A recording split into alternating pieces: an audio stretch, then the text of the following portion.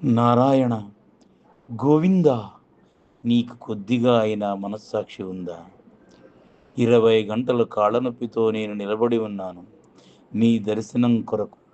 ఇప్పుడే ఒకడు వచ్చాడు, వాడితో కొంతమందిని తీసుకుని నీ దర్శనమునకు ముందు వరుసలో నిలబెట్టాడు. ఎవరు మీరని అడుగగా, కొంతమంది సిఫార్సు లెటర్స్ అని, కొంతమంది వేల రూపాయలు టిక్కెట్లు అంటున్నారు. వీళ్ళంతా ముందు వరుసలో నీకు దగ్గరగా నుంచి నిన్ను ఆనందంగా చూస్తున్నారే. స్వామి, నా దగ్గర 10 రూపాయలు కూడా లేకుండా నీ అనుగ్రహం పొందాలని, నీ ముఖారవిందం ఎలాగైనా ఒక్కసారి చూడాలని ఎదురు చూస్తున్నా.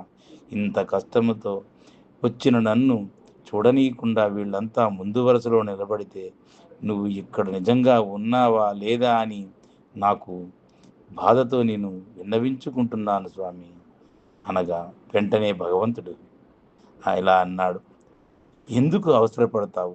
అన్నిటికీ అవసరం పనికిరాదు. నన్ను అర్థమే చేసుకోరా.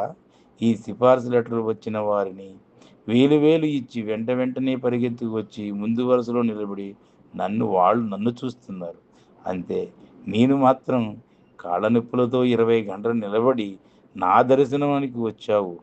నా దర్శనం కావాలని ఎదురు చూస్తున్నా నీవు పార్థసారథి, నిన్నేరా నేను చూస్తున్నా అని అన్నాడు నారాయణ.